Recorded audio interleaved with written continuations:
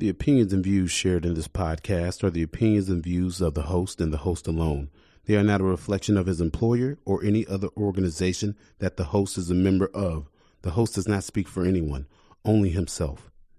This is the I Am Pitts podcast. Get ready for contact. Yeah, get some. Any available unit, copy on a sheet. Oscar 37 en route.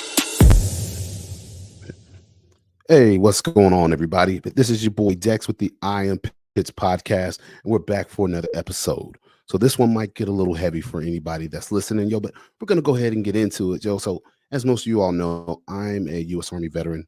I served in the 10th Mountain Division, Alpha Company 214, back in 2003 to 2006, and deployed to Iraq with some of America's most bravest and fiercest warriors in the infantry that fought in the war on terror, man. I served with some amazing men and women over the years, So I consider myself honored and blessed to have fought next to these guys. And I mean, they're from different backgrounds, colors, religions, and they are literally all my brothers, But as you all know, I've also been a police officer and in law enforcement now for the last 15 years of my life, And who I am as a person before I started police work and who I am as a person now is completely different, And I tell people the biggest difference now is how I see things and how I see people and how I see how the things we go through shape us, So before I became a police officer, I had no clue about addictions, drugs, and I didn't grow up around that stuff. I knew it was around, but nobody talked about it. Nobody talked about it when I was in the military. Nobody talked about it after, So when I joined the police department is when I started getting my first interactions with people that were addicted to substances, drugs, alcohol, And so for me, it was a new world. And my initial thinking was these people were all scumbags, that these people are just awful people. No, who does drugs? Who gets addicted to drugs?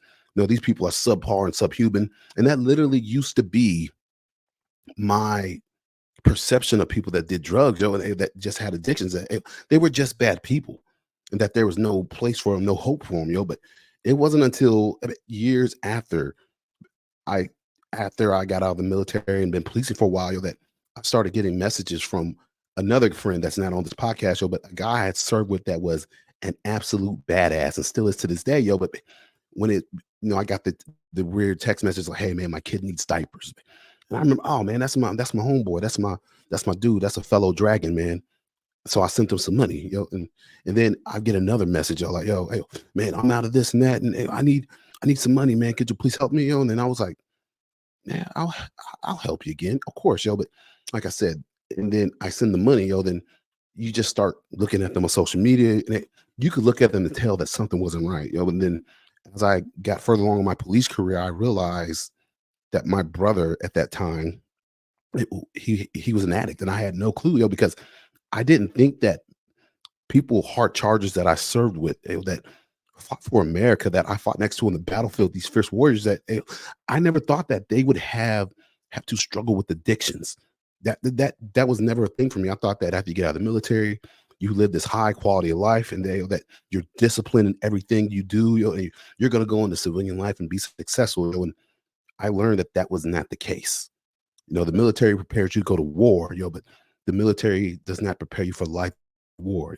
And recently I had another friend, a guy, we didn't serve together at the same time. He was in Triple Deuce, but I started getting these text messages and I knew what was going on, because at that point in time, I had gained enough knowledge and experience, to where I can tell an addict by how they're typing and how they're saying things, And this is my buddy, Chris. I must drop his first name because we don't talk anymore, but that's not because I closed the door to him. I'm just waiting for my boy, Chris, to get to a point where he realizes he needs help and gets help, But he started asking for random money, and I was like, no, I can't do that for you, bro, because I knew what he was struggling with, But for me, it took a turn for the worse, and when Chris told me that his son had died, and that he needed money for his son's funeral, and I started asking questions as a cop, like, hey, I'm not going to send you the money. Tell me where your son's funeral is going to be at. Tell me what you need for the funeral, and I'll buy it for you. And I remember he sent me a address for the funeral home, and I called the funeral home and I asked them, do y'all have the body of this young child? They was like, no, there's nobody here by that name. And I text Chris like, hey, I called the funeral home. There's nobody there by that name. Oh, I gave you the wrong funeral home, man. I'm sorry. And the next thing you know, he completely takes down his social media, deletes everything, and then I tried to reach out to his girlfriend or his wife at the time who was struggling as well. She was like, yeah, I don't know what's going on, but yeah, but we're over here, we're struggling, and you're asking all these questions. Either you're not gonna help us or not. And she just hangs up the phone and then deactivates all the social media, and that's when I realized that America's heroes, they're still human. And like I said, my perception of people that struggle with addiction has changed because I've seen America's fiercest warriors now struggle and suffer with addiction. And then my buddy I'm about to bring on, he and I served in Iraq years ago, I mean, a great dude. I mean, I love this guy, and I remember him, how he looked out for me when I got to the unit. And I looked up to this dude because I was like, this dude, you could almost call him a bumblebee. He's a big dude, but this dude could run. And I was like, man, how is this big boy from Ohio out here just trekking, and man, and I looked up to him because he was such a great leader, and then I started getting those messages from him as well not long ago, when I saw it, I was like, there's no way he's battling this as well, because he just never seemed to me to be that type of person. He's so strong, and the next thing you know, he's caught up in his addiction. But I tell people, one thing I've never done is I've never closed the door and turned my back on people I served with. And so whether it's, hey, you can call me and ask me for money, I'm not going to send you money, but I will never close the door on you, but I will send you a meal. So me and my boy Paul, and we've been chatting over the months, and it's just been so good to see him going about his life, getting clean.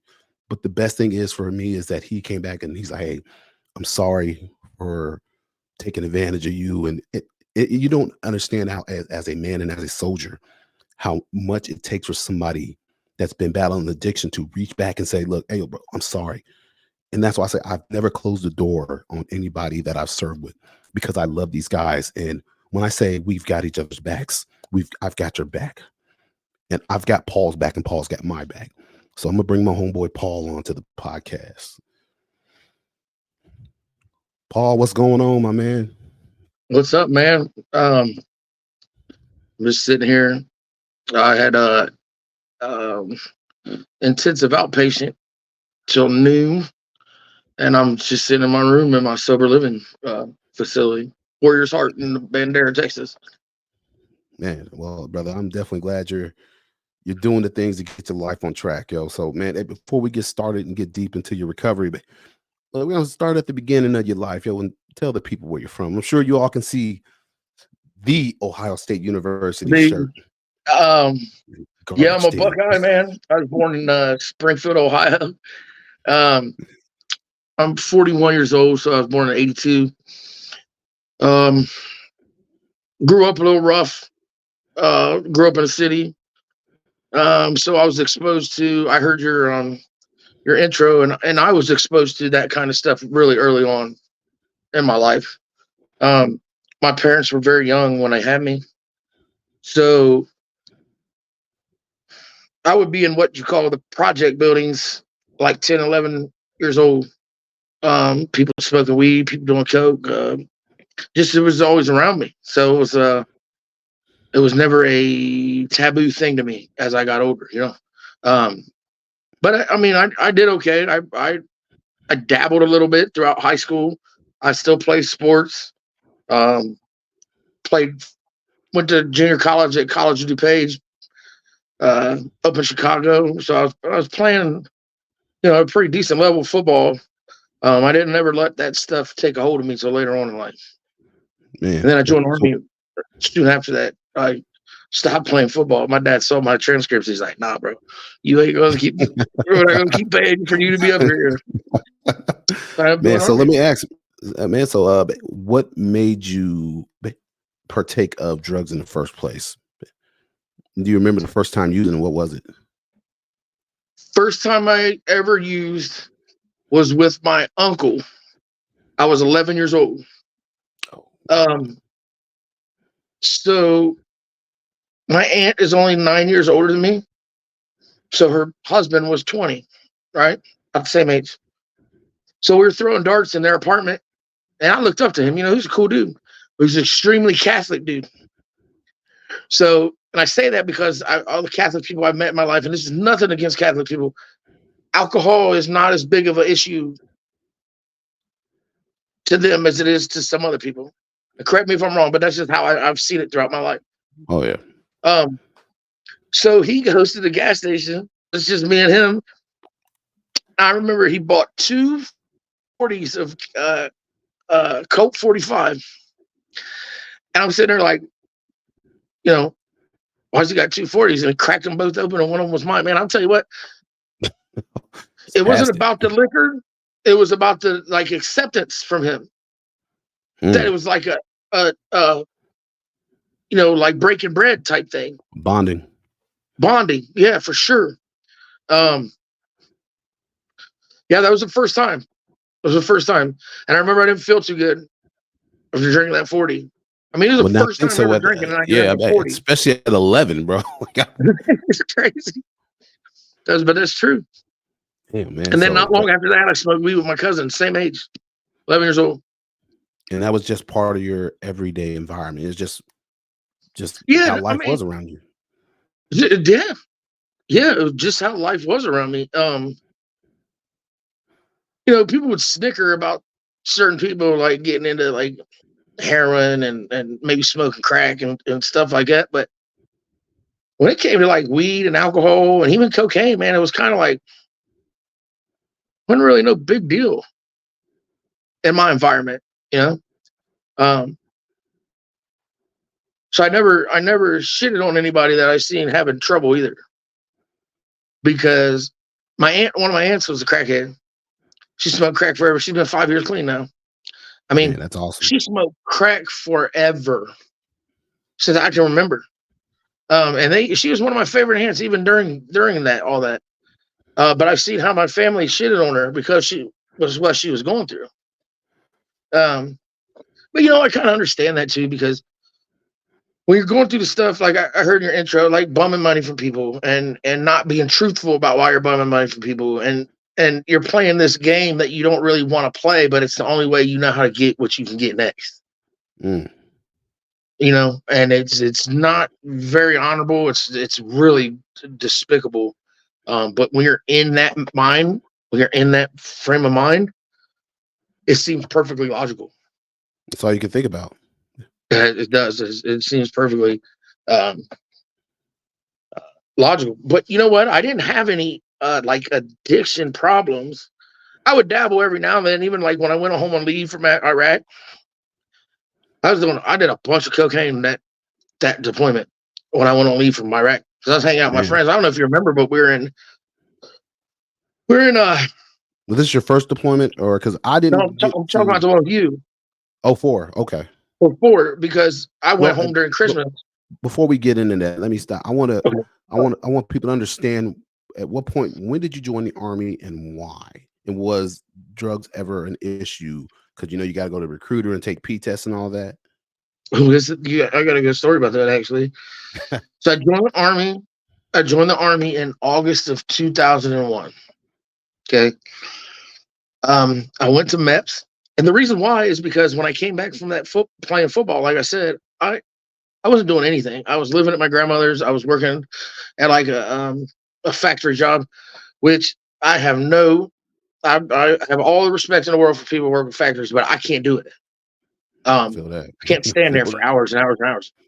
And but I wasn't doing anything. Then there was this one party that we were having. Things were also getting a lot. As I was getting 19 and 20, I started getting really in deep with some people that I shouldn't have been getting in deep with. So we were at a party one, and I was thinking about. I had already went to the recruiter. Long story short, my buddy gets shot in the stomach. I had to I took my shirt off, put pressure on it. I didn't even know at the time all this stuff, but I just thought that was the right thing to do. He ended up going to the hospital. He was fine. But that was the point where I was like, you know what? I'm going to Army, man. Like, for sure going to Army. Because that was just going to be like a retaliation thing. And I didn't want nothing to do with it. So get out of Dodge. Join the Army, yeah.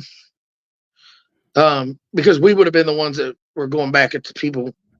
And it's always the second foul that gets the flag, right? You know what I Yep. mean? So Never the first guy that throws the first yeah. hit get caught. But because I grew up how I grew up with my mom and dad, I knew how to like move around in that kind of environment, how to just maintain and keep your mouth shut and do what quote unquote would be right to do in that environment. But yeah, I got out of there. I was like, man, I can't do this. I can't, because it was either prison or I was going to end up dead. And so go ahead. You say something? No, I was just adjusting my mic. Go ahead. Oh, I thought I heard something. So I go to basic training. This is when shit really got real for me. And it's the stupidest thing ever. And I really don't tell anybody this because of why. So I go to basic training. I come home from basic training. I get put on this like 45-day leave thing because I was going to Korea. So there's some weird thing about how they move around. So it was like I didn't even have 20 days of leave, and they gave me 45 days of leave. So for the first like 2-3 weeks, I'm soldier boy, right? I'm hurt, and then I start hanging out with the same people. Well, we ended up this guy got beat up, and I ended up getting indicted for aggravated robbery because one of my friends on leave from boot camp. Yes, sir. Man. So I go through all this stuff, and I ended up talking to the detective, and the detective. So I didn't get indicted. Let me backtrack a little bit. I didn't know I was indicted until I got to Korea. We were talking to the detective and all this. Nobody was charged with anything because they were still gathering all the evidence. Yeah. And I told the detective, "Hey, I got to go to Korea," and he's like, "Well, I can't stop you because I don't know." And then I got a phone call from my mom telling me I was indicted for aggravated robbery. And then while I was in Korea, all those guys went to prison. There was 5 of us, and 4 of them went to prison. And only thing that saved me, man, was I kept my mouth shut. I talked to my squad leader. He's like, "Dude, don't say anything because I'll take you back." And when I turned myself in, I went to jail for a couple of days. When I came home from Korea, went to jail for a few days, and then I did my don't ever turn yourself in. And you said don't ever turn yourself in. Not on a Friday. Somebody was calling me. No, don't ever turn yourself in on Friday because Monday. We ain't seen nobody till Monday. I'm stupid for that. So I didn't. I got bonded on the OR. While I was on leave, I had to go do my arraignment. Is it arraignment after the bond? Anyway. Yeah. So they set a pretrial. That's when I went to Fort Drum, and we went to. This was the first deployment when we got to test the 10th Special Forces Group. That's right. 10th Special Forces Group. So while we were in Romania waiting to go to Iraq, they dropped the charges on me. Really? Yeah, because my lawyer told him about me being in Iraq or going to Iraq and everything, and man, and yeah, and I still, that's the thing, I still talk to those guys to this day. I always tell people discovery don't lie. So if you're snitching on somebody, your discovery packet is going to tell everybody. So that's why I'm still cool with everybody, because that's the only thing that kept me safe. I never snitched, and the only thing that kept me safe was the Army. So, man, so you getting ready to go to Iraq, and at this point in time, are you still kind of using at this point in time? No, not really. I mean, drinking. Oh yeah, everybody in the military drink. It is, and I tell you, it's crazy when you look at it, because it's like drugs are bad, but feel free to drink yourself to death. Drink yourself into a new liver. It's so weird. Like, oh, you can't have marijuana, but feel free to have as much liquor as you want. Thank you for going with the marijuana thing, because I have been an advocate for marijuana in my time. When I was 11, I told you, I drank and I smoked weed when I was 11. I knew right then that the weed was my way to go. That alcohol was not my thing. Man, I could smoke, feel happy, eat some Cheetos, watch some movies, and like you don't get mad at anybody. You don't get in a car and run into a bus full of kids because you're smoking weed. You ever heard of that? Probably not. Motherfuckers are only doing that. Oh, am I allowed to cuss on here? No, yeah, bro. Hey, bro, this is a free speech platform, baby. We all about the First Amendment. So you know what I'm saying? Like the damn you don't hear about that. You only hear about drunks doing that kind of stuff. And I always wondered why alcohol was okay, but marijuana was shitted on. It never made any sense to me. It still doesn't make any sense to me. It does not make sense to me either, brother. I mean, the worst fights I've been in law enforcement, all alcohol involved. All alcohol, right? I've seen people get killed over weed and ale, but that's between like dealer to dealer. But I've never seen people sharing a blunt, you know, going at each other. It's always the local drunk that gives you the worst problems. Yeah, and even here where I'm at, like it's majority, it's a 12-step based thing. So 90% of the people here are here for alcohol. Oh, I believe it. Yeah. But I didn't, one of the things I wanted to get into, so like I dabbled, right? Yeah. It wasn't until 2010. Yeah, 2010. I came back from my second tour in Korea and they put me on Adderall. Well, that was the worst thing you could have done. And I know as a man, I should have came up and said, hey, I can't be taking this. But I tell you what, man, that made me feel like Superman. Adderall did? Oh, yeah. It's meth in a pill. Yeah. And I know and so between the time I deployed with you in 2004 to Iraq, and between that time you in 2010, was there any use at all between then, dabbling at all? Oh yeah, there was always dabbling. But that's the thing. I never considered dabbling a problem. Because one thing is that I share with a lot of the guys I'm in treatment with here is that we got away with a lot of shit before the shit really hit the fan, like I got busted for E65 for drinking and fighting a bunch of cops in my yard in Benning when I was a WLC instructor. I'm not proud of it, but it is what it is, but that was alcohol related, and I've never considered myself an alcoholic because I'm a binge type person. Like I don't necessarily have to drink, but when I do drink, I drink. You know what I mean? So that was a bad situation. No, yeah. We talk about that. Me and my dad talk about that. That word moderation in the Greene family, it don't exist. That's like speaking Russian. It's all in and not in at all, right? It's all in as you go hard and paint, or don't go hard, don't play the game at all. Yeah. It's good in some ways though. That attitude. It ain't good when it comes in the right direction, in the right. Mm-hmm. Yes, absolutely. Yeah. Absolutely, man. And that's how I think I did well in the military. Now I'm not going to put anybody's names out there, but there was a few, like we'd go to the shoot house up there at Drum.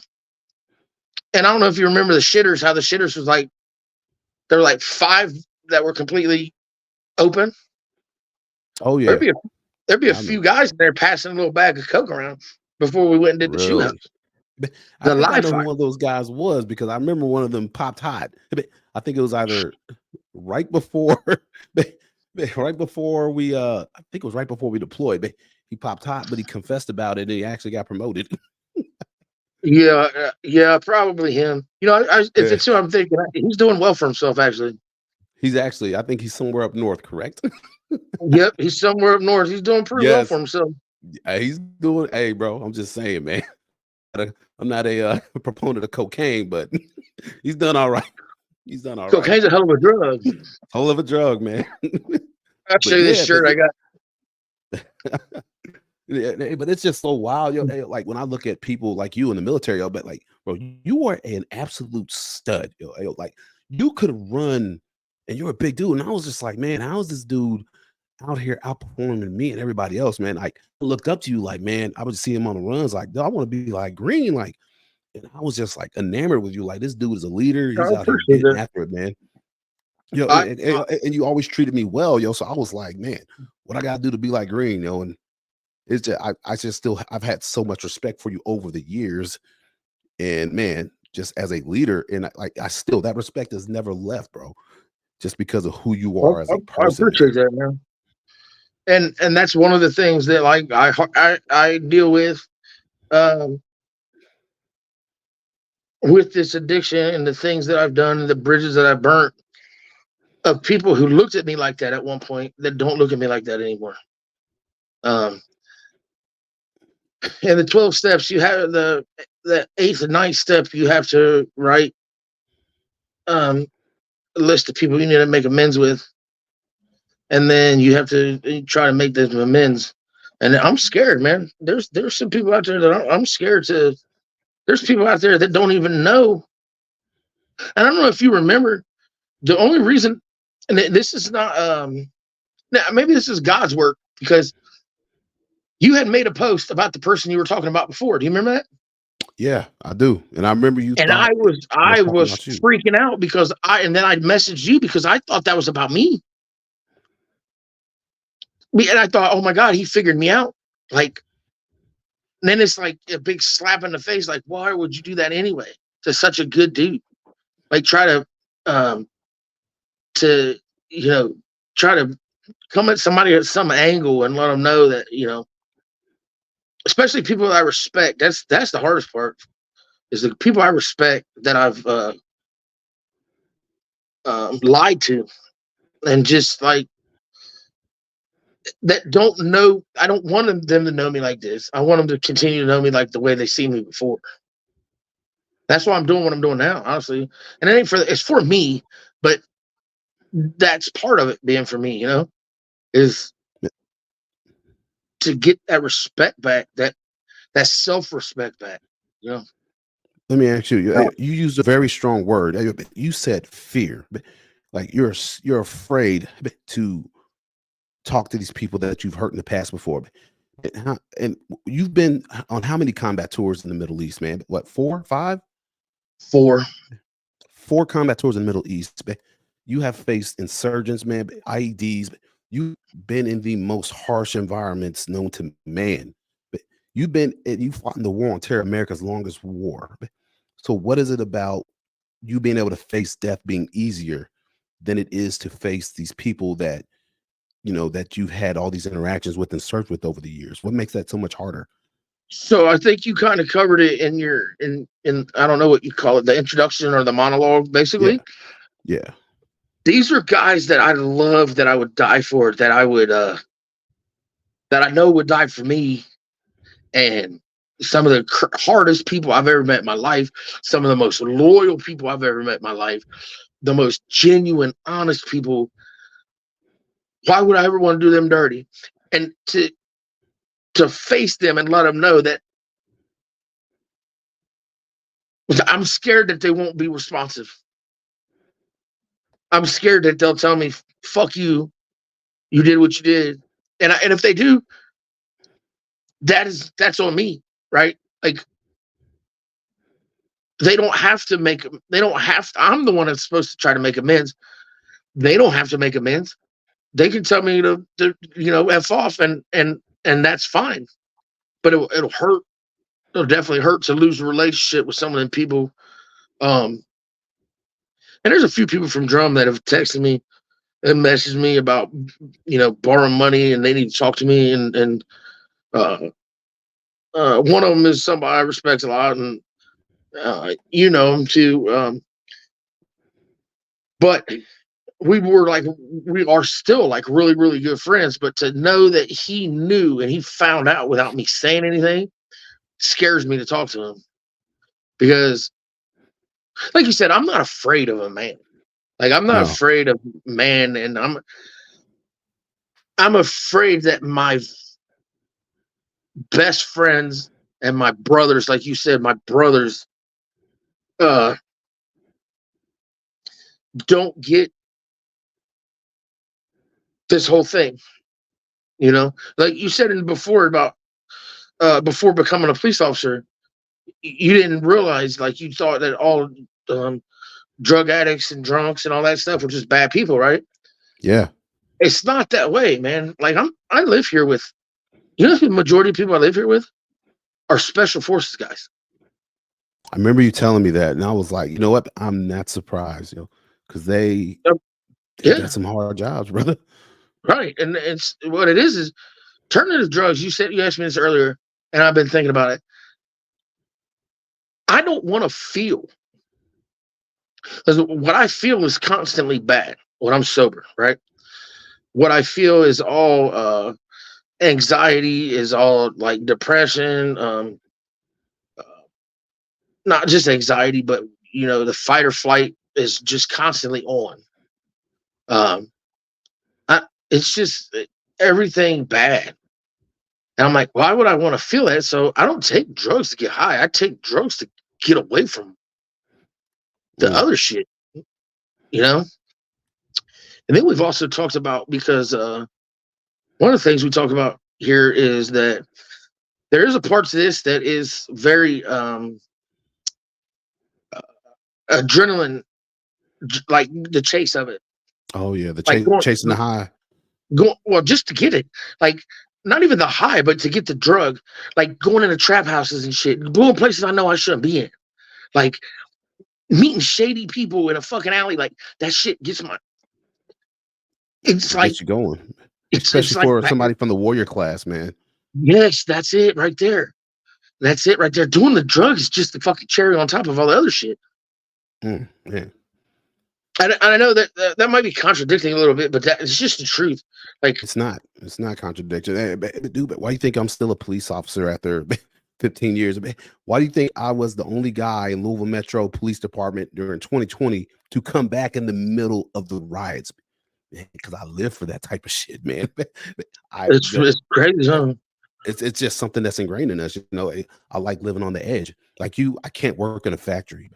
I can't sit on a line. I don't care how much you're paying me, but I like the aspect of my job of going to work and not knowing what's going to happen. I might get shot. I might get in a shooting. I don't want to get shot, but that portion of something about that thrills me, knowing that I might be thrown into this horrible situation. And that's just something in us as the warrior class in America, my brother. That's all that is. It's people don't understand that. They think we're crazy. Hey, we're not crazy. No, we're just built different, man. We're grunts, bro. That's what we do. That's why I we're did gutter folks, man. I was doing corrections for like I did corrections for like 2 years, and that's the only reason I did it. But I didn't get nothing shit pop off because most of them dudes respected me, and because of just how I approached them and everything like that. You knew how to talk to them. Yeah, you could identify with them. Oh, sure, for sure. There's a lot of soldiers in jail, prison too, man. Absolutely, brother. Because there's guys out there that are in this situation, who are way worse off than I am, who are living under bridges and shit, and don't realize, like Silver Star recipients and stuff. They're just living the worst type of life because they don't know how to get out of it. And you can get out of it. You can. It's just up to you. And they don't like saying you around here. I'll say so. It's up to me to continue down the right path, so that I can get that self-respect back. Look at myself in the mirror and not hate myself. Put on a facade that everything's cool all the time when it's really not. And that's the one thing about you, bro, that shocked me. When you were dropping me the message, was like, I was like, there's no way that my dude Greene is an addict. And because I remember years ago, I had been out of the military, and I seen this documentary on, I think it was the Discovery Channel, and it was talking about the Op 4. And I'm sitting there watching this documentary, and I'm like, yo, that's my boy Greene, man. You were out in California. Fort Irwin, Fort Irwin. You were training soldiers to prepare to go and fight in the Middle East. And I was just like, if anybody's going to be there, it's him, because this dude has got his shit together from A to Z. We have this saying in the military where for the civilians, we call somebody squared away. when you think of a Mr. America, Mr. Soldier, it's this guy right here, Paul Greene, and that's all I knew him as. I'm like, so when I started finding out that you had an addiction, and I was just like, if it can happen to him, like, my God, who else is it happening to, yo? So I just kind of remember after that, yo, just thinking like, man, how did he get here? Like, how did this guy that I've always looked up to get to this, become this person, yo? So you said in 2010, when you got prescribed Adderall is when things kind of started spiraling out of control for you. Do you think Well, some of yeah. the combat related issues from 4 combat deployments played into that at all? I don't think it played until later. Because in 2010 is when I went to Afghanistan. And man, I tell you what, I didn't realize, like, Adderall, like I said, it's speed in a pill. And if I ran out of Adderall, there'd be somebody else on the cop that had Adderall. And if he ran out, I'd have it. Like, everybody was on that shit. I don't like blaming. The Army didn't do stuff to prevent addicts. I'm gonna say that much. They'll throw Percocets at you like that. They throw Adderall at you like that. Vicodin, any type of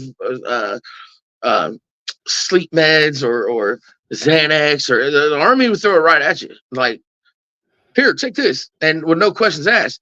Well, what started happening is I was the weapons squad leader, so I'd go on all these SKT small kill teams, and it'll always be at night.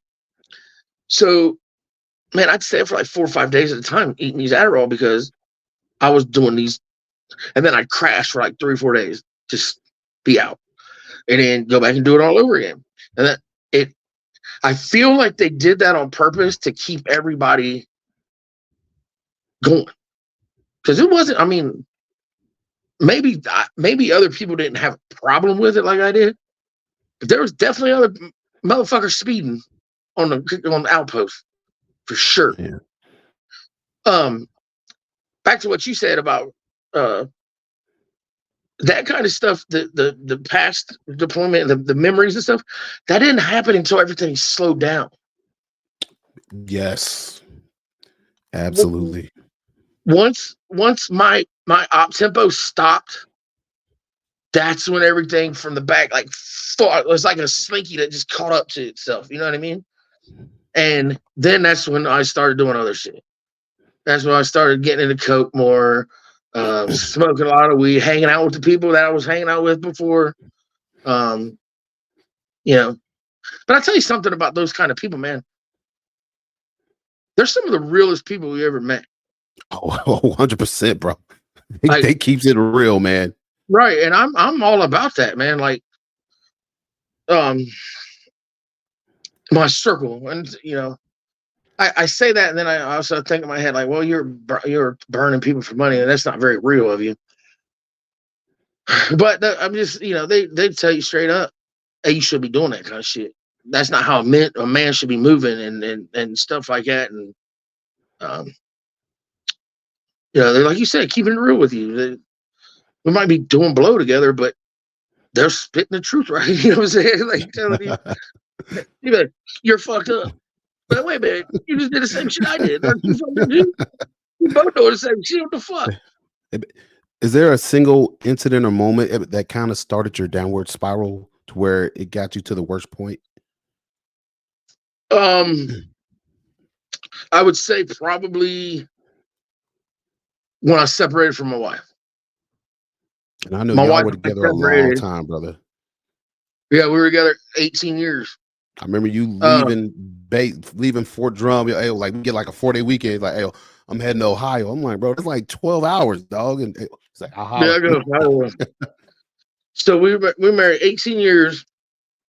One night she just decided that she didn't want me to be there, so she packed up a few laundry hampers, and it's weird how it worked out, because she threw me out thinking that I was going to be like, boo-hoo, come back to her.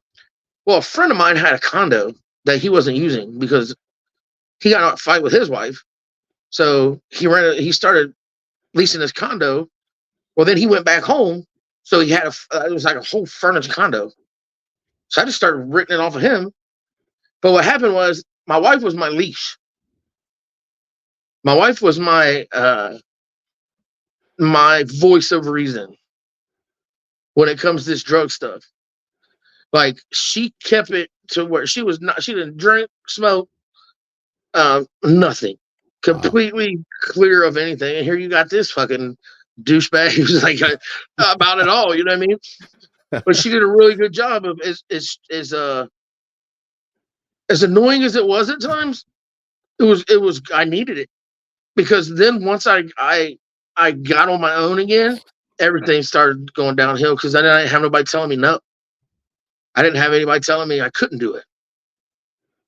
All I had was friends coming over, like quarter ounces of cocaine and shit. Because my place was the place to party at. I'm a single dude at this point, living in this badass condo. So the homies come over, fucking, I had dudes using my rooms with their girlfriends and shit. But, hey, pay me. You gonna pay me? Hey, you gonna wash them sheets too, motherfucker, before you get out of here. Like the barrack life and shit. And oh man. And so it was a good time, but it's what spiraled me downhill for sure. You know, I was able to hold jobs, and I was able to get decent jobs, and I just always wanted to fucking, for some reason, feel something different than what I felt all the time. What were you feeling all the time? Like I said, just anxious, man, and like the way I left the Army has been I got benefit retired in 2014.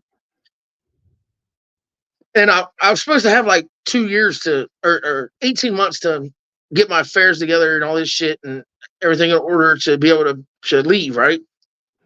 Man, they did my med board in 6 months. Like, from the time they told me I was getting med boarded to the time I was med boarded was like 6 months, dude. I had nothing together, nothing. It was almost like I was thrown out on my feet. And I always hated that. Like, I had such a good taste in my mouth about the Army. That sounds really weird, but you know what I mean? And for it to end the way it ended was like, damn, really? Like, this is really how much you give a shit about anybody.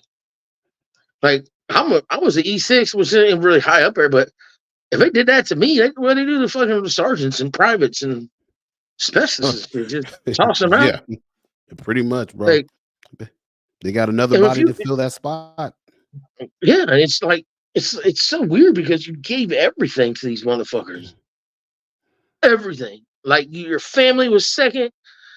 Fucking God was second. I mean, everything was about mission. They'll say it's another way around, but it's not true. It's all about the mission. And to give yourself to those missions and to where you, like you said, man, like I enjoyed all that stuff. Like, I met my best friends and my brothers for life, and then it just was over, and it was like, it's just over. So I thought about that a lot. Like, it never went the way that I wanted it to end.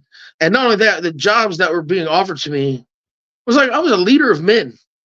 And now you want me to just like, it's like every opinion you tell, anytime you might, in certain situations, anytime you might like speak up about something, somebody look at you like halfway crazy.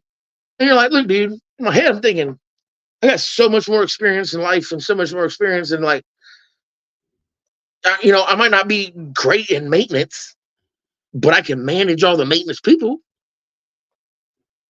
So to be talked to like you're kind of like this by people who have no idea who you are, what you've done, that was rough for me. That was rough for me. I don't know how that was in the police force, if that was any different, or like if you had any similar situations like that. So, where you have to look at my experience, because when I came in as an E3, and of course, as an E3, you're treated like absolute scum. And by the time I got hurt in Iraq in 2005, and by the time I got out, I was only an E4. and I was never an Mhm.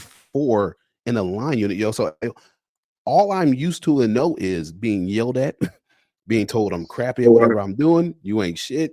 That's all I know. So going into the police department, it was easy because I had become callous to, like, oh yeah, I'm not crap, Yeah. bro. I'm used to getting beat up, yo. So it wasn't hard for me going into the police department and being beat up by people, being cursed out and yelled at and disrespected by people, because that was all I knew. I tell people it's honestly probably the reason I'm still not promoted, become a sergeant, because I never got the opportunity to lead in the army, yo. So I don't have a desire to be a quote unquote leader with stripes on in the police department, just because I never got to have that experience, yo. So I'm kind of comfortable being in the gutter, and I like it.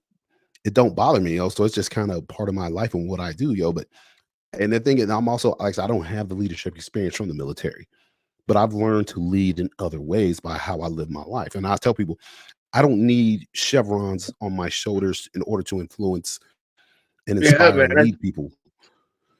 Because That's I a know some people with high rank that ain't shit. right, right. They're horrible people. It's like, yeah, like, and then we all know these guys in the military. They hide behind their rank, and that's all they got, because outside their uniform, they ain't nothing, man. That's all. That's their entire identity. And me, my identity is not wrapped up in my titles. Man, I'm glad I heard you say that like that, because that's humble. That's now I'm looking at like I just need to humble myself. You know what I'm saying? Like I need to, because I'm not in any position in this world and out here to be in charge of anybody. However, like you said, I can influence without being in charge. Absolutely. You know, um, you don't need to. You don't. Yeah, man. You said that. You said that very well. That you don't need to be. You don't need stripes and shit. People know who's who. Exactly. Exactly, You're bro. right.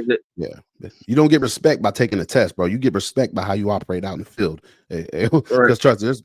I'm sure we've seen plenty of soldiers op battlefield that were absolutely incompetent, but you got an E1 or E2 that got balls of steel, and I'll follow that dude anywhere, yo, as opposed to a E6 or E7 that's timid, And you were that dude, bro. You were that dude that, man, I follow this dude anywhere, man. He know what he's doing. He's competent. It's funny. That's now that I'm thinking about it. Maybe that is a lot of my problem too. Is because how you say that makes me like feel good about like I was that dude. I was that dude. Now I'm not that dude anymore out here. So it's just strange. And I've been out of the army now for like 9 years, man. It was 2014, 10 years. And it still don't get any easier about how No, I feel about how I left and how I feel about what I could have done more at, what I could have, that doesn't get any easier knowing that my career didn't go the way I wanted it to go. The time has not healed that yet. it will. Well, It'll take time. then I was trying to look for all these jobs that was going to short of being a police officer. Because like I said, I'm around drug. I've been around. Like I can't bust some kid that's got a little bag of cocaine and be like, "Hey, you're going to jail." I'll be like, "Man, fuck," because that would have been me 15 fucking times. You know what I'm saying? Like I couldn't. I would feel bad. I feel bad for doing that. Um, but I was trying to get contracting jobs and just nothing ever like panned out to where this one I was in for like had all the paperwork done, everything. Like I was like, I was waiting for this guy to call. That was the last thing was I had to submit passport, blah blah blah blah, everything. And I'm waiting for this guy, waiting for this guy, waiting for this guy. And finally, I'm like, hey man, I call him. I'm like, so when am I going to? He was supposed to send me the thing to fly to Virginia and start training shit. And he's like, oh man, I forgot to submit. So basically, what happened was my passport had less than a month left. So I had to get a new passport for it to go. And I'm like, man, I went off on a dude like to where I was like, that's incompetence. but I really wanted that job. I wanted to go back to Afghanistan and feel some type of a good adrenaline without chasing bad shit. You know, a feeling of, like you said, that feeling of I'm ready all the time. Like there's a place for that. It's not everyday life though. Like it's not everyday civilian life that and I'm waiting for something that's never coming. As far as like danger and all that stuff, you can sit in a room and you're staring around and thinking how many doors are how many exits and all this stuff and like what for no reason, like no reason at all. You know how many times I've done that and nothing has happened, but I bro, still Chuck, think that yes. way. You still, trust me. But my family still makes fun of me because I carry a little satchel they call my purse. And that thing I got tourniquet, gauze, my gun, Yeah, extra mags. Oh, bro. And it's just like, but my mindset is something's about to happen. Nothing's ever and happened, you yo, baby. actually, it's even worse for you, I assume, because you actually got hurt. You got your arm Yeah. fucked up. Yeah. And that never happened to me. So I would imagine for you, it's probably fucking 10 times worse than it is for me. Man, you'd be surprised, yo. But I don't think getting injured in the Middle East made my PTSD worse. But all getting injured did to me was just make me realize just my morality, my mortality. Like I was like, man, I'm definitely not super. Because when you're over there, you feel like Superman a bit. Honestly, when I got into police work, I had that same perception, like I'm Superman, bro. Yeah, I got hurt, but guess what? I'm still here, bitch. What up? Yeah, I'm still here. Like yeah, you I'm took your still here, best shot, motherfucker, and I'm still here. I'm still here, bro. So, but I still carry that mentality. But like I said, as I've gotten older, yo, I realize, like you said, I'm not a 19-year-old soldier in the Middle East anymore. I'm a 39, about to be 40-year-old man with bad knees, bad shoulders, yo, like PTSD. I have horrible time sleeping, yo, but I have responsibilities. I have wife and kids, yo. And I tell people, yo, I'm not that same guy, but there are still good qualities from that soldier I were that are still alive in me today that keep me going. And that's the same for you. Of course, you're not the same guy who you were, 20 years ago when we deployed, but there's still traces of Specialist Greene that I still see. There's still traces of, Staff Sergeant Greene that are still there, that are keeping you doing what you're doing. And because one of the things we know is integrity and honesty, that's in kind of the core leadership principles of the Army. And you might have violated those, but you have taken the steps to make it right, man. And you've done the right things. And that's why we're having this conversation. And that's why you decided to, at some point, go get help. So what made you push yourself to go to this program? Because, well, let's take it back further. We'll take it back to when you started messaging me about money. Where were you at in your life at that point when you started reaching out to brothers? So I had lost my job. I was in the condo that I was talking about. I had lost my job as a corrections officer. So I didn't have that income coming in anymore. So the way If you don't mind me asking, what happened with your job? I kept being late because I would go on these 3 or 4 day benders of like I was talking about in Afghanistan. I'd go on these 3 or 4 day benders of being high as fuck, operating at 110%, and then I'd go to sleep at 9 in the morning one day, and I wouldn't wake up till like fucking 1 in the morning when I was supposed to be there at midnight. Whew. So yeah, so that happened like multiple times. And the funny thing is that they could have drug tested me at any time, and that would have got me fired way quicker. But funny story, real quick. My lieutenant at the jail, he was 2nd Ranger Battalion, retired 2nd Ranger Battalion. So he never made me piss. He always like remember I was talking about people like I'm always getting away, and then before it hits the fan. That's one of them things where I was able to keep doing what I was doing because I knew I wasn't going to get in trouble for it. But yeah, when I started reaching out for people for money, the way I justified it in my head was like, okay, I don't have this job anymore, so I'm gonna use the money Dex gives me to pay my bills, and then I'll use the money that I get from the VA to do drugs. So I was never really using anybody's money for drugs. That's how I put it in my head. And if somehow that's just the way I justified it. That if I got money from you, it was going to the electric bill, or the fucking internet, or whatever, water.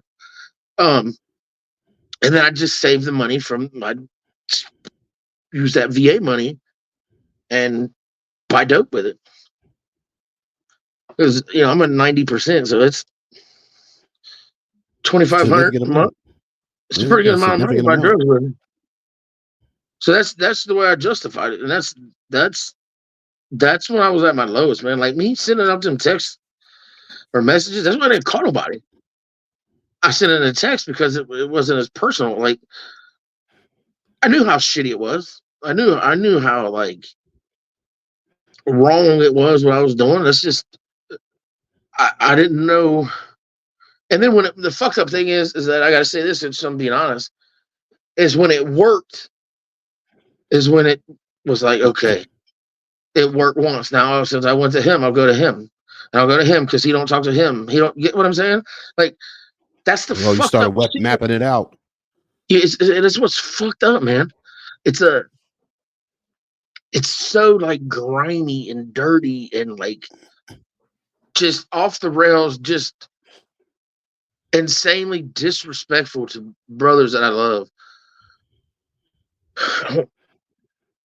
But I know it is. At least I know it is, right? Like, yeah.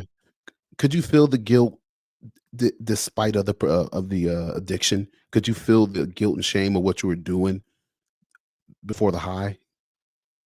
Oh yeah, yeah. Like you mean as far as like the time frame before I got high, right? Like yeah. Well, I'm saying more so in the. You know how the addiction, it's a point, it like pulls you, you got just the urge to get drug. Like I know most people, they'll do anything to get it. And it's like, even if it comes at the extent of hurting people that they love. So when you had that urge, could you still feel the guilt and shame despite of how strong the pull was? Yeah. That's why I think I try to justify it the way I justified it. Because it made that guilt and shit less. It wasn't. It felt as guilty or as shameful. But I tell you what, once that high came, what was that high left? Oh my god! Then you're like, say yourself, oh my god, you're the biggest piece of shit in the world. Why would you fucking do that? And then so you do it again, and then the next time you need money. It's all about justifying it. It's all about finding a way to not make yourself feel so bad about going the route you're going. And any way you can do that in your head and manipulate yourself, because the biggest people we lie to as addicts is ourselves. Like that's the truth. Like I told myself I wasn't a drug addict for so long, and I knew damn good and well I was a drug addict. I'm sure you thought, I can control this. I got a control of it. It doesn't have control of me, right? And it's so funny. Sure. I mean, but that's how we all live when we were young in the military. But everybody goes out, gets drunk, does stupid stuff, and you wake up hungover, feeling like crap. Like, God, I'm never doing this again. Or it's always when we get in those worst moments, and like on the battlefield, something happens, and you're terrified, and you start making these deals with God. Like, yo, God, you get me out of this, I'll follow you forever, man. I'll never do it again. Yeah. And then you get delivered, and guess what? Right back to the strip club the next weekend. Right, and you know, buying alcohol. You believe that. When you're saying what you're saying, you honestly believe it. Yeah. Oh yeah. It's not like, it's not as if you're just throwing it out there to get God off your back. You really feel in your heart at the time, God, please help me, and I'll never do it again. And then you end up doing it again. And it's like, but you weren't lying to God when you said it. It's just somewhere in between that week or however long it took for you to get high again. The devil don't. But this was, I've never been a real spiritual person or religious person, but one thing I have learned is if there's God and devil, right? If you believe in God and Jesus Christ, you have to believe in the devil. That's you have to, because it's right. They are together Yeah. in the Bible. The devil does not come at you as the devil. The devil comes at you as the most beautiful, the most uh, deceiving, like just con artist. He's the biggest con artist there is. A wolf in sheep's clothing, man. And he knows Oh, what for you like. sure. And you're like, oh, He okay, yeah, knows yeah. what you And like. he figured out it was all fucking. But I wanted to say something. I know it's getting this program, man. I already talked to them about, because I wanted to mention this on here. It's called Warrior's Heart in Bandera, Texas. It was created and founded by a Delta Force dude named Tom Spooner. You look up Tom Spooner's story; it's pretty incredible. He was a drunk who did the 12-step programs, and then he created a place, bought this ranch out here for high-speed dudes and gals that have addiction issues, alcohol problems, PTSD issues. To go, you live on a ranch, a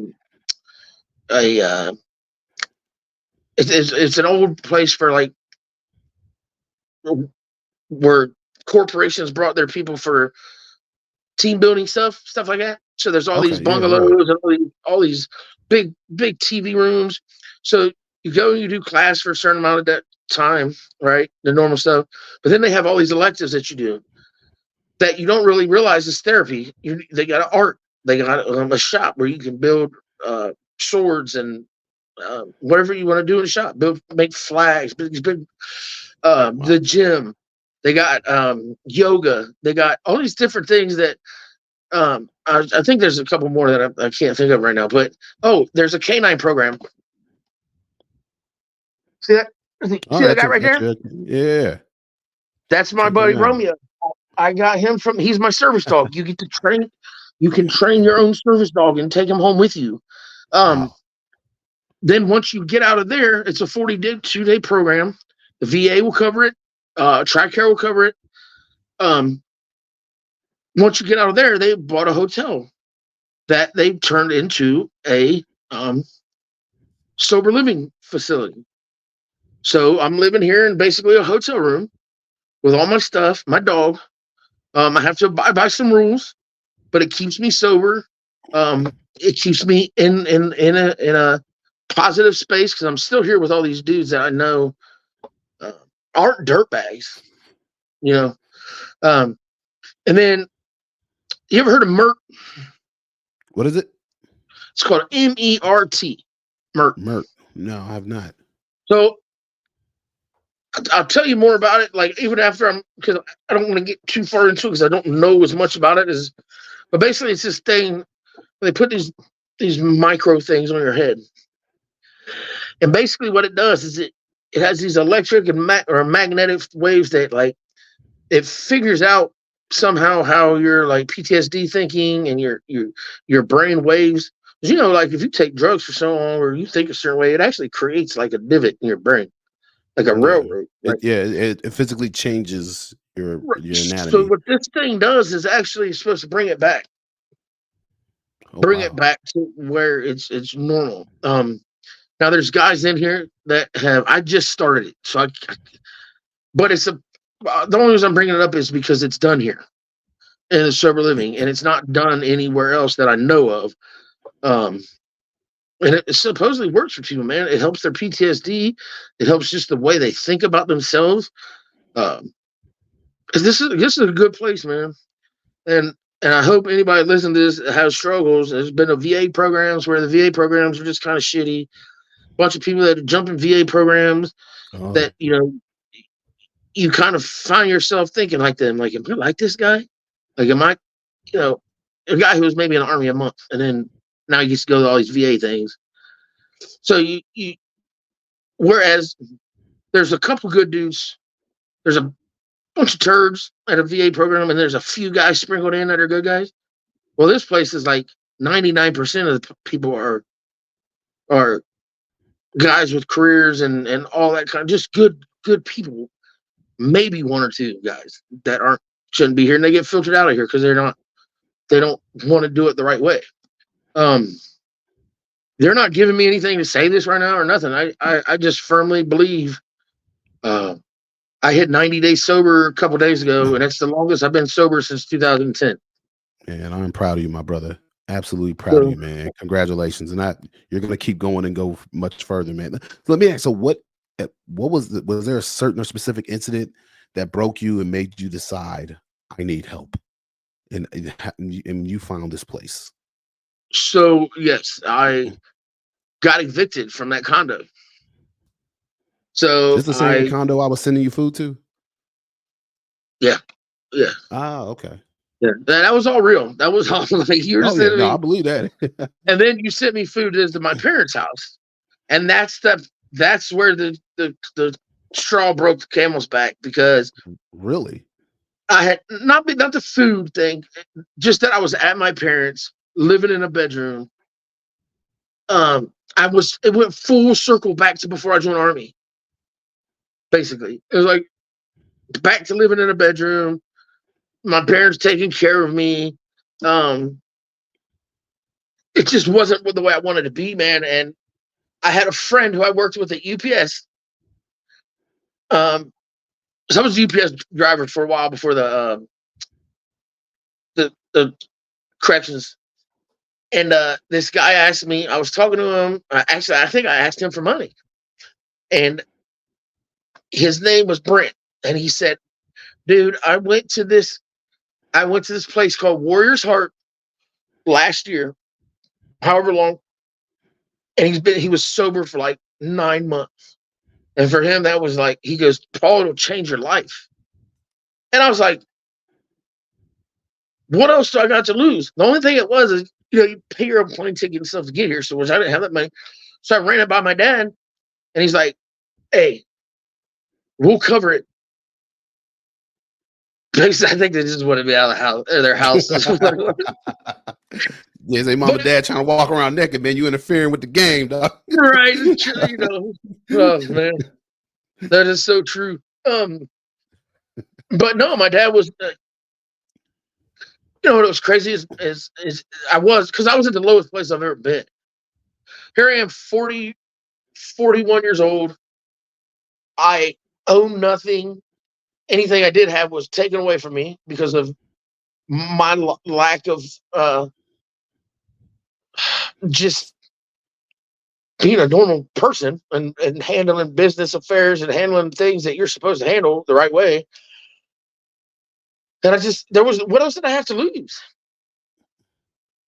I have nothing else to lose, man. And I'd already been to the VA, which I really don't want to knock the VA, because I think the VA people at the VA are trying. I just think they're not very who they let in. They don't really like vet who they let in, so to speak. They just let anybody in, and so you got anyway. Yeah, man. And my dad had told me, he said he had been praying day after day after day after day for something to happen for me, to where, because I was just blatantly getting high at their house. Not like I was smoking crack in front of them, but I'd be amped up on meth right in front of them, just sitting there talking to them. And it was so disrespectful, man. And but my dad said he would prayed and prayed and prayed. And then he said he prayed for like 6 days for me to figure something out, right? Or we prayed to God, prayed to God to help me. And then on the 7th day that he didn't pray is when I called this place. I always thought that was like I said, I'm not a religious or super spiritual person, but it's almost like, because he stopped, God was like, see, don't stop with him, because it was strong enough for him to bring that up to me, that the day he stopped praying about me coming to or finding a place to help me get back to where I need to be, is when I found a place. So But this place, What's man, next? huh? What's next for you, man? What's the What's the next next for me? step? So I'm gonna stay here for a while. Is Um, there a time limit? no, as long as you pay them, there's no time limit. Um, I'm gonna stay here until, man. You know what? I don't know, man. I know I'm not going back to Ohio. I will rep the Buckeyes for the rest. I'm a Buckeye forever, but I'm not going back. I think that's a good ideal, Um, man. But you can't I change the people around you. Change the people around you. Nothing changes until it changes. Um, Texas looks pretty cool, man. Like I'm real close to San Antonio. Also one thing I didn't bring up, which had nothing I didn't want to bring it up because it didn't have nothing to do with what we were talking about, but it does have to do with what may come next for me. Is I may get a pretty decent settlement from the VA from a back pay from 2020, like close to six figures. So although that's not a lot of money, it's a lot of money, but it's not a lot of money. But what it can do is help me lay the foundation to get back on the right track and give me time to find a job that I really want to do. That and guess what? Well, if they come back and say I'm 100% unemployable, I can volunteer. Like there's ways to give back, and there's ways to look at this differently that I haven't looked at before. Yeah, I'm looking at it absolutely. all this way. Like I can't be a killer anymore. I'm 41 years old. I'm getting old, man. So like I can help in different ways. I can instruct. I can do. We'll see what happens, man. We'll see. But I'll I give but some.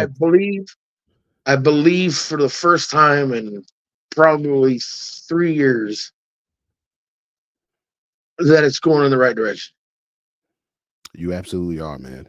Like so I've never been more proud of you, brother. Never been more I proud of love you. you, man. I love you too, man. Love you too. That's why I said I never closed the door on you, even though I knew. I was like, I love this dude, man. If I would have died for this dude then, and I died for this dude now. But I want to And give I you know and you know the everybody same. else. Oh, absolutely, man. I want to give everybody some advice, man. So I'm 100% disabled, man. People don't like. I'm 100% PTSD. I mean, the arm issues, neck, back. I mean, everything, bro. I Right. got all the elements, but I still work because I'm 100% employable. And I tell people the best thing for a soldier or veteran or anybody in the military, I don't care if you get 100%, but the one thing we have to have, as we talked about earlier, we have to have a mission. The reason I stay working full time as a police officer is because it gives me purpose outside of just being a soldier. It gives me purpose. A soldier has to have a mission, and a soldier has to have a purpose. But without a Yeah. mission or without a purpose, what happens? Joe starts doing stupid stuff, bro. And like you, when I quit my job with the Border Patrol in Arizona in 2019, and I didn't have a job lined up, but dude, all the stuff I had buried in my life and my past, all my mama, when I had nothing to focus on, it all, like you said, like the slinky, it all cut up to me. And I had my first big major break with PTSD, where I completely emotionally shut down, bro. Like I was not available. And maybe I just take all this trauma and compartmentalize everything. I would just stuff it all away in my emotions and my feelings and would never deal with it because I stayed busy. And I think it's important for us to stay busy, but at the same time, we have to deal with our crap at some point in time, and Yeah. it's either one day it's gonna catch up and you got to deal with it, but so I tell people, I still go to counseling, I have therapy, I have outlets, I stay working out, but like I said, soldiers are mission driven. And so all my buddies I know that are 100% that don't work, they're all miserable. All Yeah. of I them. can. Yeah. I can see that's the point I was trying to make is that even if I am unemployable, I got to do something You got to, man. because idle hands is what brings me back to that devil shit. Yes, sir. And I tell these people in these meetings sometimes one of the best things in my life that's happened to me is also one of the worst things in my life that happened to me. I get enough money every month to where I don't have to work. Hmm. So, I mean, I should work, but you know what I'm saying. Like, Oh yeah, no, trust and me. I mean, you're 100%. You know what I'm talking about. So it's like, okay, if I don't have to work, what am I going to do all day? I know what I'll do. I'll get some drugs and fucking not think about the day. Yep, you But will find that's where something to the do. opposite of that is being busy all the time. I think they're the same two things. They're just Yes, once here, if that makes sense. yes, you got to find a balance in the middle, bro. And I tell people, I work my ass off Monday on my work day, and some days on my days off, I work my butt off. But I should make sure I take time for myself and for my family. Like you have to. Like I said, there's a soft spot in the middle. And the thing about Yeah. America right now, everything's about all about the extremes. It's always over far to the left or far to the right. And I don't do extreme, but I tell people everything. The answers are right in the middle, man. Yeah. Right in the middle, Yeah. bro. It's I don't believe in doing anything extreme. I just because I tell people things in the extreme you can't. Like I like David Goggins. Like a lot of people like David Goggins, but I'm like nobody can live that hard of a lifestyle Every day. 24/7 every day. But you got to be hard. You got to get up. You got to go. Like, bro, no, I'm tired. I'm sorry. I'm not. If But you have can you do it ever most seen days of him the week, talk? Well, uh, if you watch him do so his things where he's running and he's talking to the camera and shit. If you ever see him speak, he's actually a lot calmer and a lot more down to earth. Like if he's speaking in front of a group of people. I've watched a couple of those, but yeah, you're right. That whole like it's that just don't advertisement. work. It don't work, bro. That's advertising. You're That just human. don't work, man. Yeah, If you you're want to have a heart human. attack, go ahead and do all that shit. Yeah, yeah, like hey, yo, legit, yo, like you will work yourself into a frenzy. Trust me, I've done. I've worked. The worst I've ever been was when I was working all the time, running from my crap, bro. And I was working 90, 100 hours a week. When you would think, how can you do that? Trust me. Give me some caffeine and like 2 hours of sleep, bro. I'll be good. And that was that soldier mentality where I got a mission in Yeah. front of me. I'm going, and I'm going. And like nothing can stop me. But as I've turned 40, turned 40 in May, bro, it's catching up, man. Like I said, right now, dude, when this show's over and I try to stand up, I'm not gonna be able to stand up. My knee, I tore my I don't know if you knee. keep seeing me go like this. Is my Oh back. yeah. My back Oh, is trust me. Hey, just man, what they say, pain is weakness to the body. Unless you're a veteran, then it's probably something really wrong. Yeah, yeah. But dude, I and started also going to a chiropractor. Have you been to a chiropractor? no, I need to, man. You Especially need to, wearing that man. dumb I belt. just finally went to one like last month, and these people set me up with it. It was like a $200 thing, and it only cost me $80. Wow. And this dude, like when I left there, my back hurts 24 hours a day, 7 days a week. And for about 3 weeks, I did not feel any pain in my back. It's back Well, now, so that's telling me I need to make another man, time for another appointment. trip, dog. Time for another Yeah, trip, yo. it's And cool, man. Yeah. absolutely, man. And I also want to apologize to you and other veterans and people with addictions. So I feel like one of the things we do the worst, especially with social media, is the game of comparison. We love to compare ourselves to people, and so people don't know that I know when I got hurt in Iraq 05, I was banged up real bad. I don't know how I live, yo, but for me, when I was in the hospital, like you said, the military just throws drugs at you. The first thing I got when I got hurt was morphine. I've never had any type of drugs like that in my life.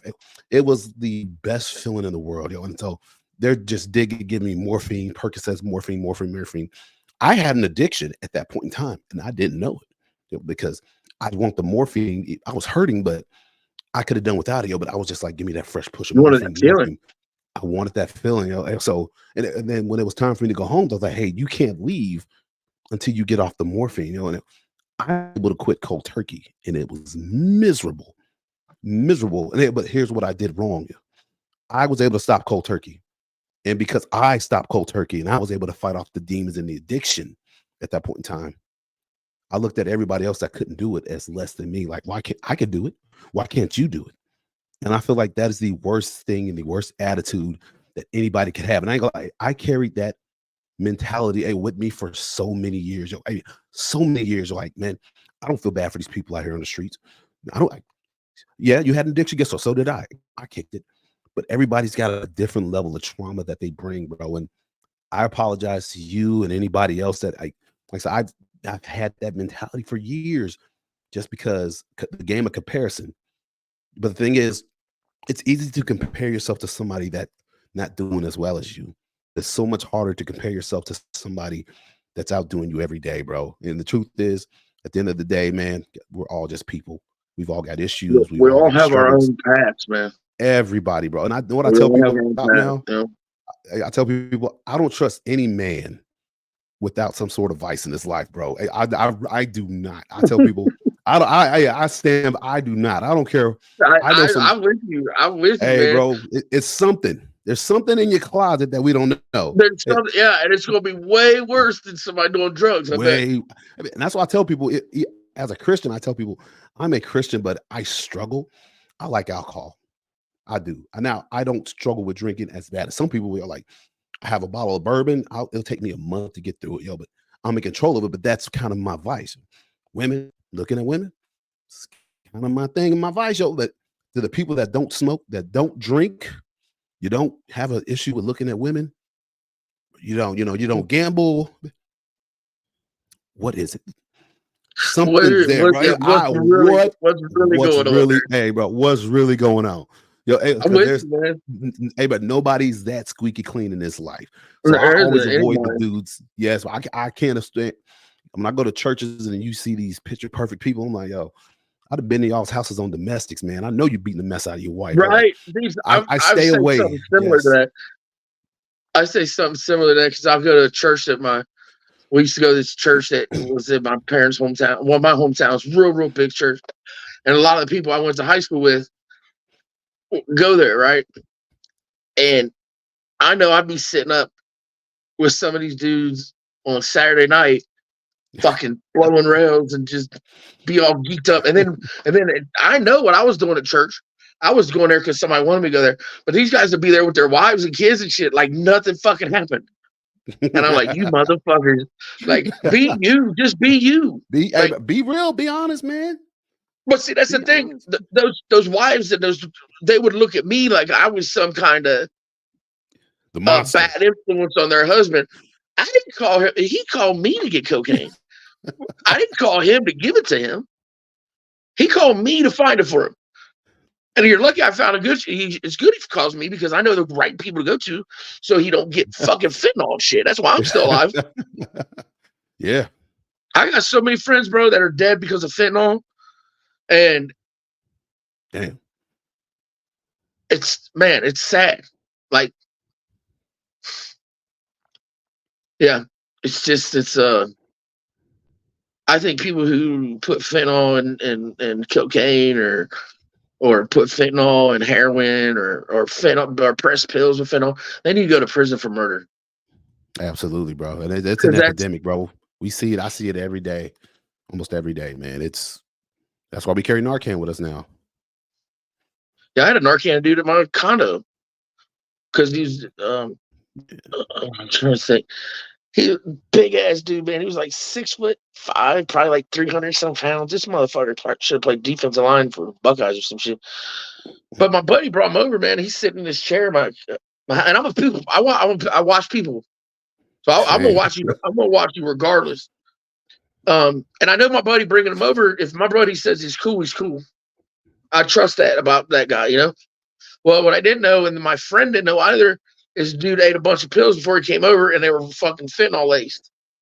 However, I went to the VA a couple months before, so guess who had a bunch of fucking Narcan?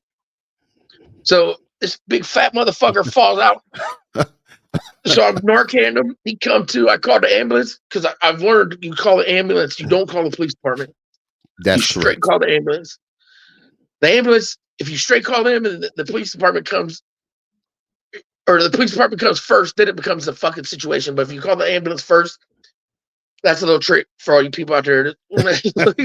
Technically, it's a law. Officers cannot arrest anybody that calls 911 for a heroin for an OD now. I don't know really? If that's yeah. Maybe that's just here in Kentucky, but I'm pretty. But anyway, I called them and the cops did come after after we cleaned up my apartment and everything, no traces of shit. And I said, "Look, man, this dude came here like this, like And everybody there was like, "Yeah, he came here like this." I don't even know. I don't even know that guy's name, but I saved his life. That Narcan from the VA saved that man's life, bro. Man. He won't, but Man, so we're gonna get ready to end, brother. I'm gonna leave with one question. If yeah, you can sure. give any advice to somebody battling an addiction, what would it be? And also, if you could say anything to people judging people battling addiction, what would you tell them? Ooh, anybody that's battling addiction, I would say. I think the first thing that popped in my head was be honest with yourself. Be honest with yourself. If you're doing something that is negatively affecting your life, that you're consistently doing, that's an addiction. I also tell them, like, if they're a lot of times addiction comes with mental health issues or advice. They Man, just go talk to somebody. Um, it doesn't make you less of a man. It doesn't make you less of a woman to talk to somebody to uh, get your life back in order, or to, you know, this is not a fun place to be in. But it's also a hard place to get out of. And I just pray that if you're battling addiction, that you have somebody that you can talk to that can lead you in the right direction. Um, AA meetings are there's an AA meeting everywhere. Every night there's an AA meeting. You can download this app. It's called a Meeting Finder, and it'll tell you every Narcotics Anonymous or every Alcoholics Anonymous is in your area and what time they come to. Got to start somewhere, and I would say that um, the AAs or the NAs are a good place to start. If you don't have like we have, where we can go to the VA and a therapist on hand, basically, whenever we need them. Now for the judging of people who are addicts, none of us know what the rest of us go through in life. None of us, we might know somebody to a certain extent, but you don't really know them. And then the addiction, according to medical stuff, it's like 8% of people that will try a substance will get addicted to a substance, right? So it's also a thing in your brain. Like, it's also a because I have it doesn't mean that you have it. But it also doesn't mean that because the person, if a guy got prescribed Percocets because his arm was hanging off, and then all of a sudden they cut him off Percocets, what's he supposed to do? What I mean, you said it. You know how that feels, and then you know how it feels to go through the withdrawal of it. So a lot of people don't become addicts because they're trying to become addicts. Nobody grows up wanting to be an addict. Exactly. I think big pharma and the FDA plays a lot into a lot of these addictions. Like my addiction was pharmaceutical stuff. I'm not an alcoholic. I'm not I do cocaine. Like I said, I've done cocaine. But the stuff I really needed to get was the pharmaceutical stuff. Whether it be opiates, whether it be amphetamines, whatever. It was all stuff that was prescribed. I don't know what rabbit hole I'm going down here. I'm just saying that you can't judge it. You just said it a minute ago. A guy without a vice is somebody you need to fucking pay attention to. Not, Yep. not the guy with the vice. The guy with the vice is open enough to let you know that he has a vice, or you'll never figure it out, right? I don't know, man. I don't know where I'm going with this. I just think that as human beings, we need to give each other more grace, man. Life is that. not easy. Life is not easy, and I will never knock another. This came from DMX, and I love DMX to death. God bless him. R.I.P. R.I.P. Earl Simmons. Okay, I'll never knock what another man does to get by through a day. However he chooses to get through, just to get through the day, as long as it's not hurting somebody else, as long as I'll never knock that person, because life is tough, man. Who are you to judge somebody else for how? Who am I to judge you for the way you live your life? You live your life based on the circumstances and all the stuff that you come up in, and how you know. So don't. I don't know. I've never judged. Period. Whether it be whatever the case might be, I don't judge people. Unless they're bigots and like racists and weirdos like that, then I'm like, Still judging. okay, something's up. Something's up. It's just weird to me, you know. Yeah. It's strange, but no, man, just give people some grace. Like, how about talk to them? How about find out why they ended up where they were or where they are, instead of just looking at them and turning your nose up and shaking, you know, shaking your head at them. I don't know. That's really all I know I'm kind of rambling, but No, brother, you're speaking from the heart, man. And I tell everybody, we're all just one bad decision, one bad paycheck away from being no different than that third level brother. that's I true. know that because I've been there, man. It ain't fun, bro. None of it, man. But dude, brother, I love you, man. I love you too, when I think boys. You know, man, when I think about the guys I've served with next to you, like you, man, it makes me so proud, dude. So proud, man. This has been freaking great. Awesome, man. Like I I said, love you you, boy. brother, love you, man. You never lost my respect, bro. Even when I Thank found you out for letting me do this, because I had mentioned this to you before. I think I'm an open book, man. Like,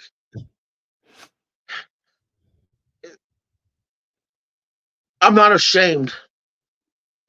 I feel like this helps me get through all this also, to just put it out there and let people know that, you know, it can happen to any of us. Um, I mean, there's people, like, I'm talking like officers, warrants. There was a DEA guy with me here. DEA, like, it can happen to anybody, man. So what I hope that doesn't happen for the people is if the judgment. Well, what does happen for the people though is that they'll be judgmental, and then it'll happen to their kid or their brother. Oof. And I don't mean to say that. I hope to God that doesn't happen. But I feel like that's what typically that just seems to go that way sometimes. Is the ones that give the most, like the most racist dude's daughter has a baby with a black dude, and then now you know what I'm Right. saying. And then but you know what I'm saying. Then That's he sees his grandkid and he's like, oh my God, I love my grandbaby, and then all that shit goes away. You know, just just be more open-minded to people and more caring of people. And not every drug addict is a piece of, not every drug addict, not every alcoholic is a piece of shit. Now, there are some, oh yeah. but it doesn't mean, I would say the majority aren't. I would say the majority of people are trying to get through their life, man. And they A went different down way a to bad stop the road and hurt. they just need to get out of it. So, Brother, you're on the right road, man. I'm gonna keep praying for you. I'm pulling for you. I'm in your corner, man. I'm sure plenty of our other brothers out there that if they hear this and listen to this, anybody that we serve with, shout out to Alpha Company 214, the Golden Dragons, yo. Terminators, baby. That's right, baby. Terminators, man. Proud to serve with all y'all hard chargers like you, Paul. Still my You dude too, always, brother. brother. No matter what, brother. Got your back, man. I got your six, homie. I But know I'm gonna you let do. you get to it, man. I'm gonna let you get All back right, to brother. it. Get with your dog, man. He's Get with your bugging me. I service think he needs to go out again. yeah, go take him out, man. All out, All right, man. man. I love you. Thank you for letting me do this, brother. Absolutely, man. You take care of yourself. I'll holler at you, all right? All right. So when I talked to Paul earlier, I told him, hey, we're gonna keep this down to like 45 minutes an hour. And man, as you can see, it's going on an hour and 34 minutes because man, Sometimes when it's just going and flowing, you just got to let it go. And bro, wow. I mean, just whew, almost at a loss for words, yo. Just man, that was something special, and I hope a lot of people see this. Hope a lot of people absolutely share this message. I mean, we're all only people, and man, some of America's hardest chargers struggle with addiction, struggle with things we don't know, the things we see on social media. I tell people, when you look at social media, it's always everybody's best life and everybody's best this and that. I'm going here, I'm going there. But we don't see behind the camera the struggles that people have. And oftentimes, even myself included, I'm horrible at this. I judge people a lot because what I do for a profession. And I get a kind of a big head and a big nose and think I'm better than people. And I'm not gonna lie, that's something I struggle with, yo. But I'm still a human and I'm no better than anybody else. And for me, as a man of God, as a man of Christ, a Christian, Jesus is the great equalizer. And it's easy to compare yourself to somebody that's down and out on their luck. But when I compare myself to Jesus Christ, I realize I'm no better than anybody that I'm judging that's down below me. And that, like I said, that's something I got to work on as something within me, just because it's what it's part of my work and what I do. And it's one of my flaws, man. It's absolutely one of my flaws. But I do love people. Believe that. I love people, and I love my boy Paul Greene, man. Proud to serve with guys like this, dude. Can't really see it behind me, but yeah, I got our little thing right here, little golden dragon, little sign right there, man. And proud to serve with these guys, man. Proud to be a veteran. Proud to have fought in the war on terror. I hate what the war on terror has done to a lot of these guys, when they just, turn to drugs and other things to help stop the demons and stop the pain, man. But you never count a soldier down and out. Never. Never count a soldier down and out. Because just when you think you got them in the corner, they'll duck, dodge, and they'll get right out, man, and carry on with the mission, man. So to everybody I've served with, love you all. To everybody that's served, love and respect you as well. Man, take care of yourselves. Take care of one another. Show some grace and show some mercy to each other. And I'm taking that advice from myself as well, because I know I can be harsh in my judgments of people. And ask y'all forgive me for that. But man, ladies and gentlemen, this has been the I Am Pitts podcast. What a great interview. And I'm going to drop the link and the information for the retreat that my boy's staying at. And so if you all want to go get help, I'm going to put that information in the link to the YouTube video and at the bottom of the podcast page. So definitely, if you know somebody that's struggling, if you know somebody that needs to change their life, that you're worried and concerned about and that you love, get in touch with the program, okay? All right, man. This has been the I Am Pitts podcast, ladies and gentlemen, and I'll see y'all on the next.